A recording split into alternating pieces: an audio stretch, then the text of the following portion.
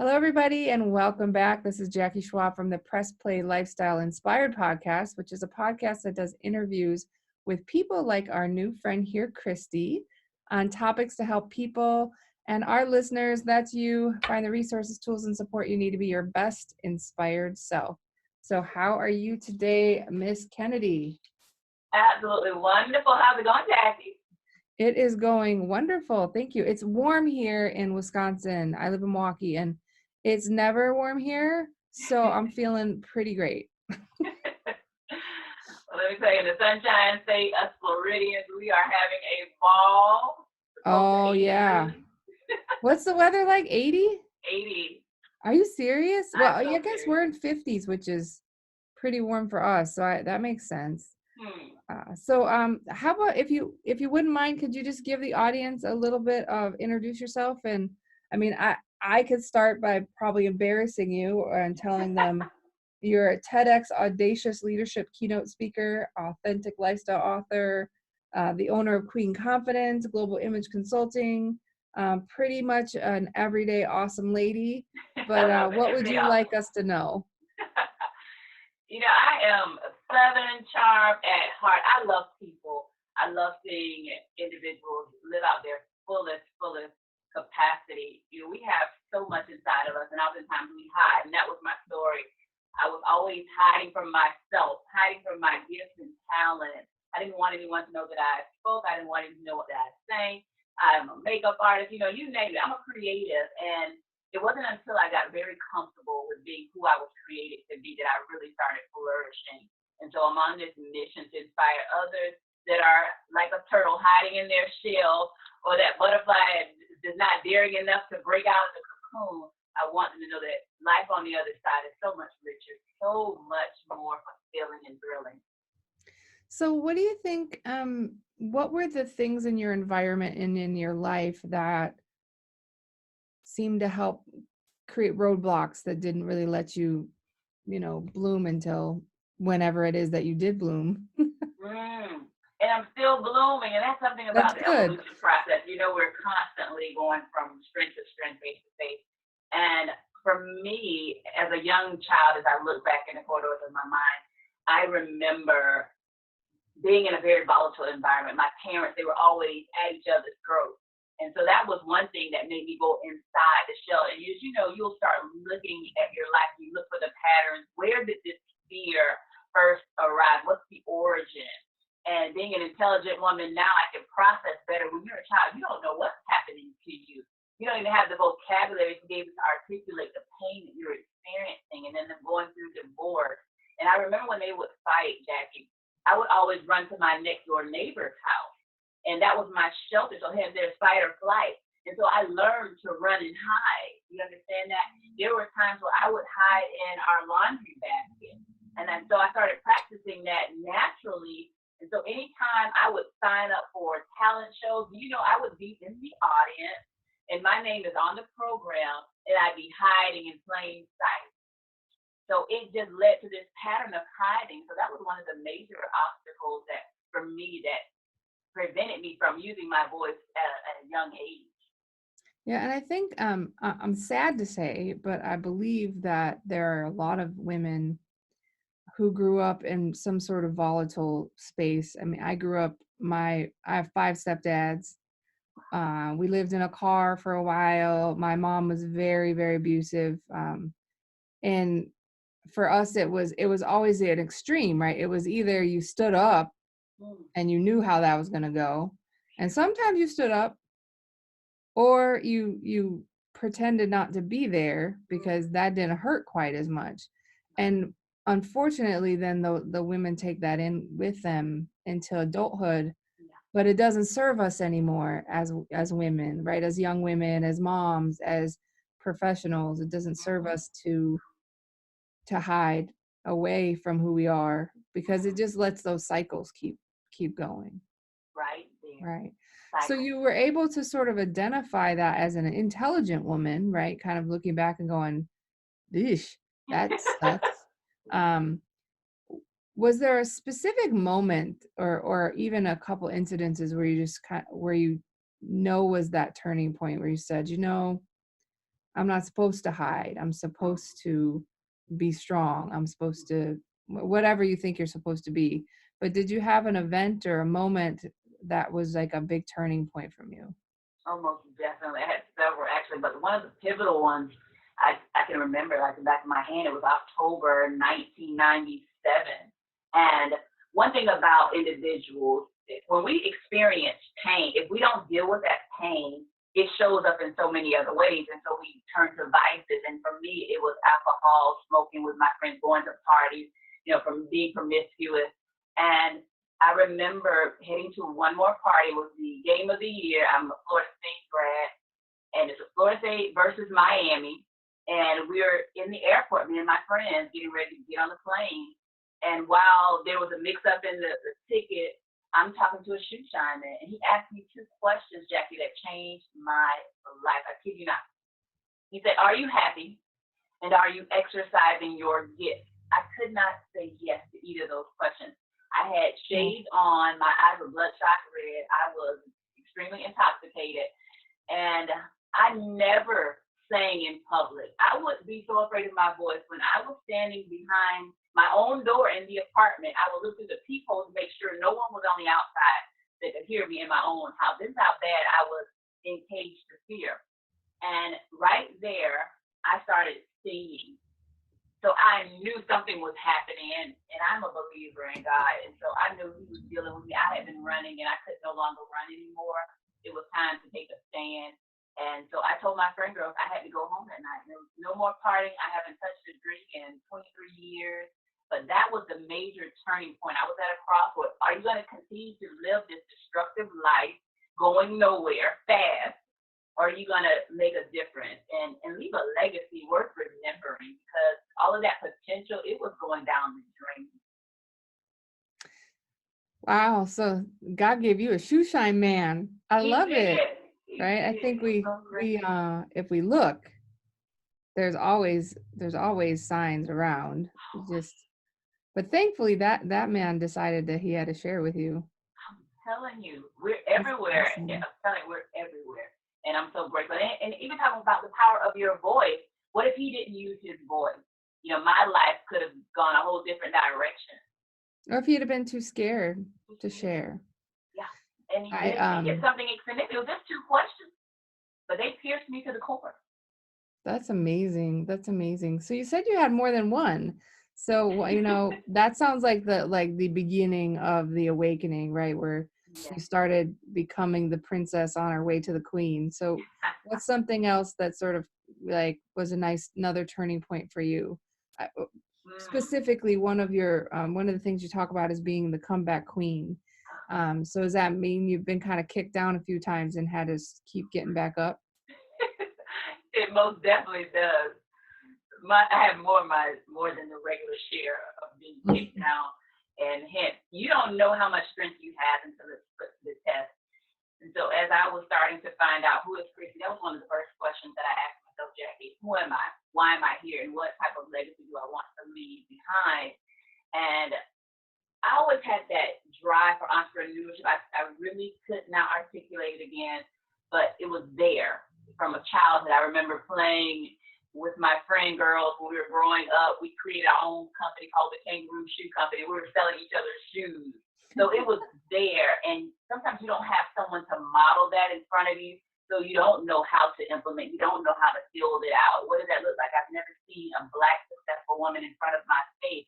My mother, she drove school buses. She was a maid at times, and my daddy was doing construction. So I really had to figure this thing out on my own as an only child, and no brothers or sisters.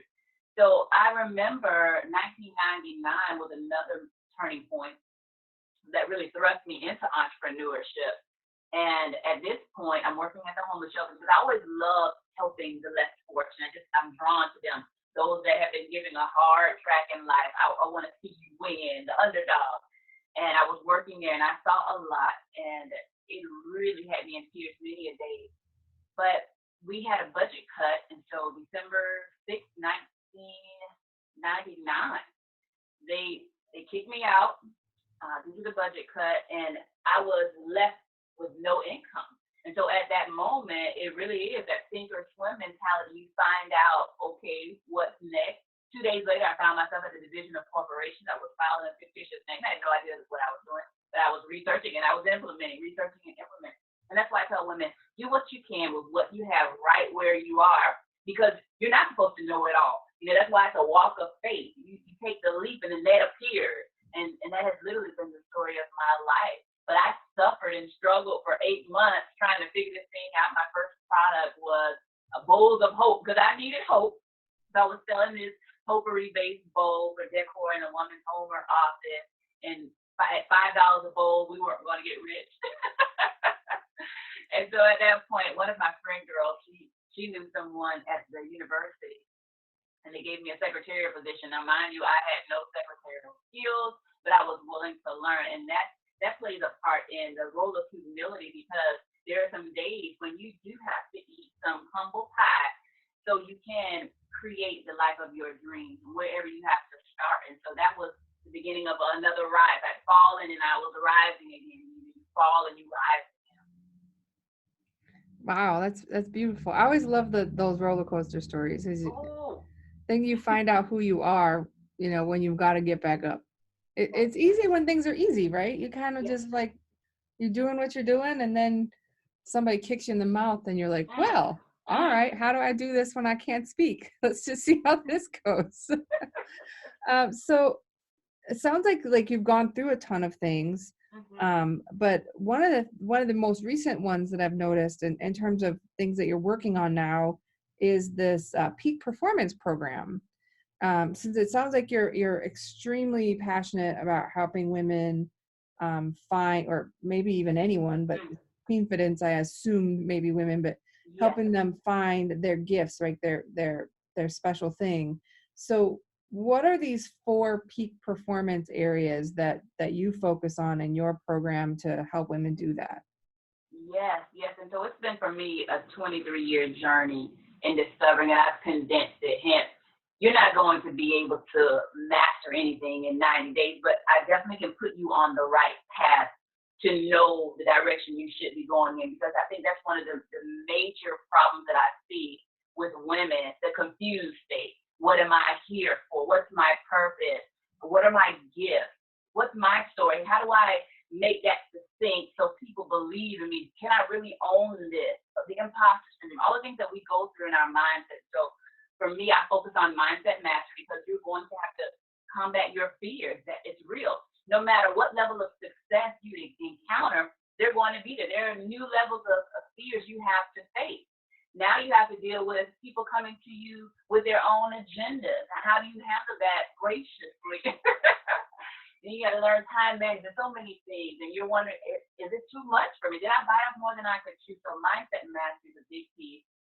Magnetic messaging, creating stories that are compelling, that your audience wants to read, or even wants to hear, whether it be audibly, visually, being so attractive that you don't have to chase clients. People come to me because I stand in my power. So I teach women how to be that magnet, that magnetism where you draw, because that doesn't feel good when you're going around chasing, hey, can you buy my product? Do you believe in me? No, I believe in me. I stand right here, and those that are attracted to me will come. I promise you it works. But for so long, we've been taught to give more, and we're not enough. And so we find ourselves depleted at the end of the day, and that is not the way of the crown. It's not the way of the crown. Maximization of potential, and you heard a little bit about my story. We have so much potential that's underutilized. A lot of times because we don't believe in ourselves. When you start believing in yourself, you'll find gifts that you didn't even know were there. I started making jewelry, writing books. I have had no book coach. Every single one has been self-published, 4 books, 3 CDs. I research and I implement, and that's why I believe it's so important to just take action. I tell ladies, just take a daring action every single day, and you'll get to where you're going. But if you stop and start, you are never going to really see the momentum that you're desiring. And that last piece is massive momentum. That's how you really become unstoppable. When you refuse to stop taking action, no matter what life is throwing at you. Right now, the world is dealing with coronavirus. You've got to have laser focus on your goals, your destiny, being committed to the plan, no matter what comes up, because that's life. It's going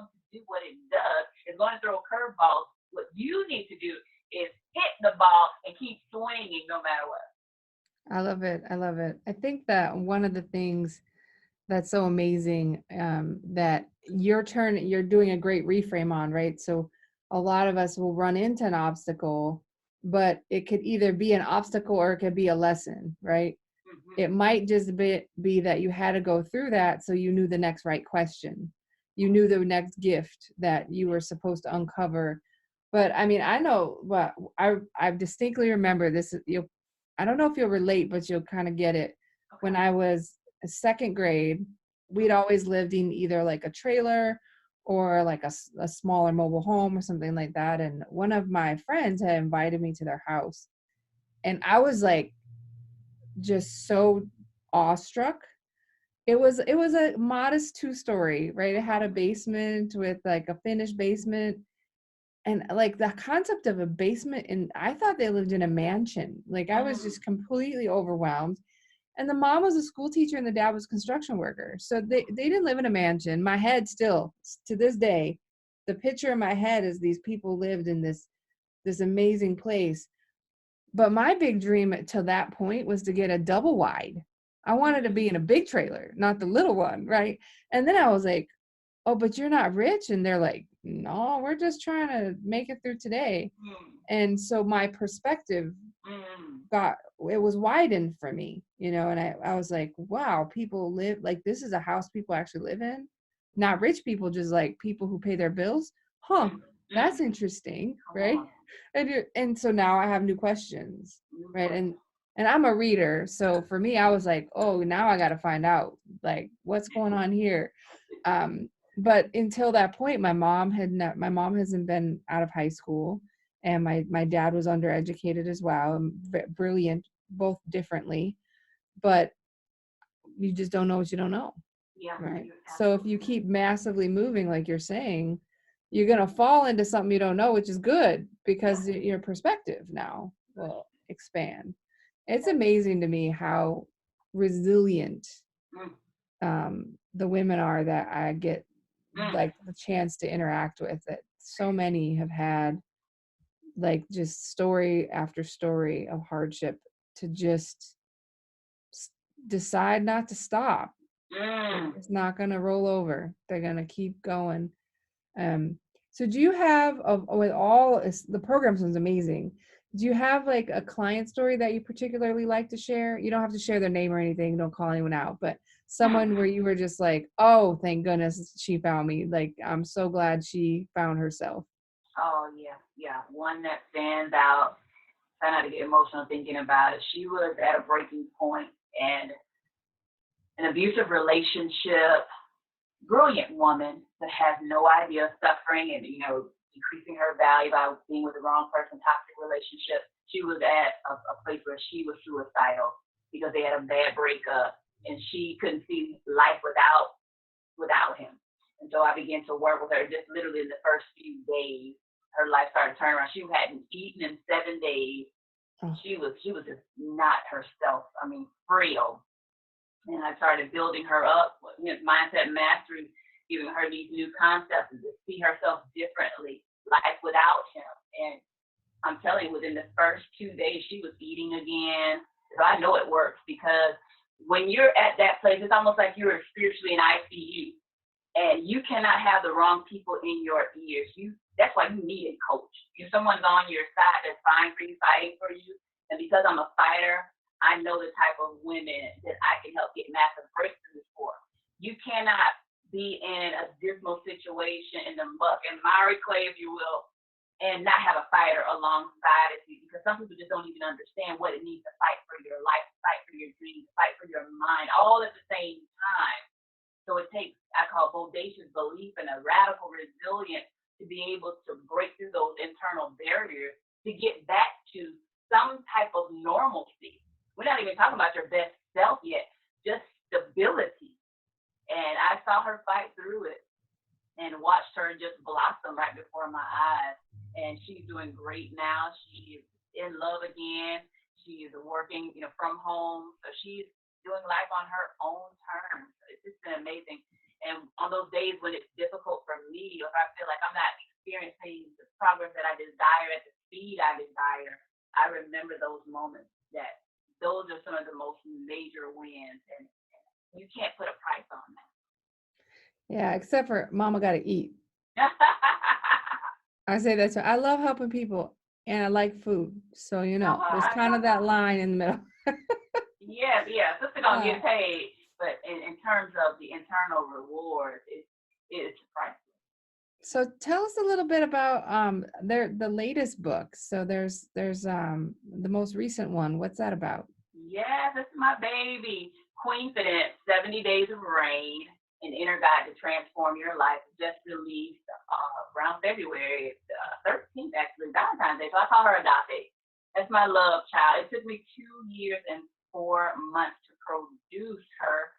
And it goes That's a back to, long gestation. That's better I been a big mean, and baby. most of my books, they've been under 3 months. I've done books within a matter of weeks. So each one is a different process. I was taking a while with this one because I had a health challenge. Once again, another curveball came my way. 2018, actually, I lost my speaking agent. She had a major illness come out of nowhere. She was 31 years old, and that's why I tell people, live your life to the fullest, because tomorrow is not promised. She had pulmonary embolism, and she ended up going into a coma and never came out. January 1st, 2018, when everyone's saying Happy New Year, I was weeping. And so that hit me hard. And I lost my website designer. Then I was battling high blood pressure. So I had to learn how to live life differently because I was determined not to do medication. I don't do medication. I'm not on medication. I am healthy now. But I started really processing my life, how I was living it as an entrepreneur. And hence, we cannot buy into this stereotypical belief that women have to do it all. And once again, we end up with the short end of the stick. So it really caused me to redesign my company. Queenfidence was brand new in the redesigning, rebranding phase because I said I wanted to really promote holistic womanhood. I don't chase clients. I literally have a full book. I provide client mental health coaching for a company called Lyra Health, and I do public speaking, and then with the book. But I've created my life on my terms. I decide the hours that I want my client. So it's not me running here and there and everywhere. I get to live outside of my business, but that wasn't always the case when I was first building. It goes back to standing in your power. And so I created this 70-day guide for women, maybe stuck. She's in transition. She's having some confidence issues. This is going to allow her to do the work because people always see the power in which I speak on the stage, but they don't really understand that there's a lot of internal work that I'm doing behind the scenes. I'm always journaling. Since sixth grade, I've been writing. That's a large part of the mindset mastery, understanding your own thoughts. I have 18 vision boards surrounding me, 6 vision books. That's how I attracted my husband, because I wrote out 60 bullet points of what I wanted in a man because I was tired of having broken hearts. And so even TEDx, that's vision board number 15. So we can manifest our greatest desires, our deepest dreams, but it starts with us believing once we see this vision, and then we have to wholeheartedly pursue it.